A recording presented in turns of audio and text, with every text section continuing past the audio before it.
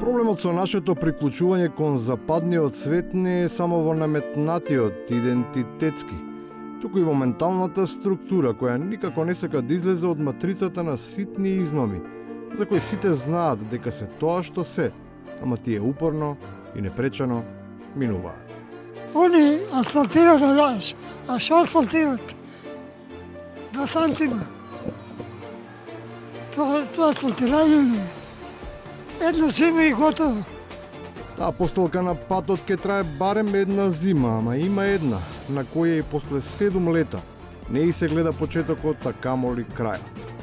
Толку време измина што ако се пресметува по детски, тие што биле зачнати на означувањето на незиниот старт, сега се подготвуваат да станат првооделенци. Една милиарда евра да те коштат 50 км автопат и да не е направен, тоа е срамно. За разлика од тој скап блам, барем имаме со што за ичпари да се гордееме.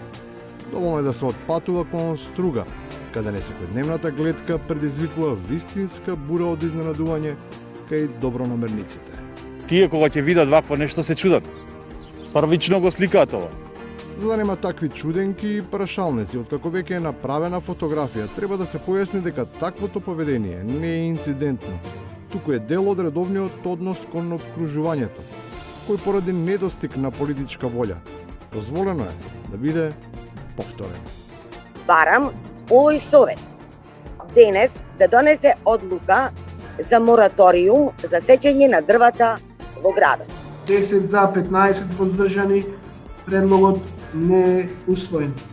Сепак тие се потребни и тоа онаму каде поради негрижата на државата тие и натаму се употребуваат како главен енергенс. Но барем домакините се во фаза на стратегиско планирање, оти кога нема ниту парно, ниту инвертер, ниту пелети. Тогаш мора да се среди складиштењето. 3 кубика дрва на тарасата, цело зиму. Влага ми фана, качи ги на тарасата лишта ти ми рече, и јас шо сега во зиму пали да ставам на тарасата дрво. Како да се решат проблемите? Граѓаните имаат идеја која за волја на вистината не е нивна, туку позајмена и тоа не од кого било, туку од човекот што реши да се пресели од Калифорнија во Тексас, само за да не го плаќа тоа што го заговара. Во Америка како се викаше, Маска или што ја знам, тој милиардер, тој предложува богатите да плаќат повеќе пореси.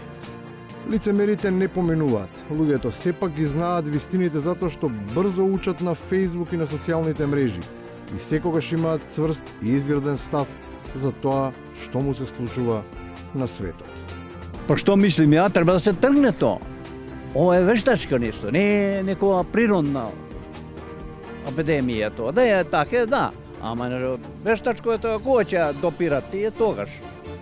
И на крајот, најважно е дека и после се, единственото на што се размислува е забавата.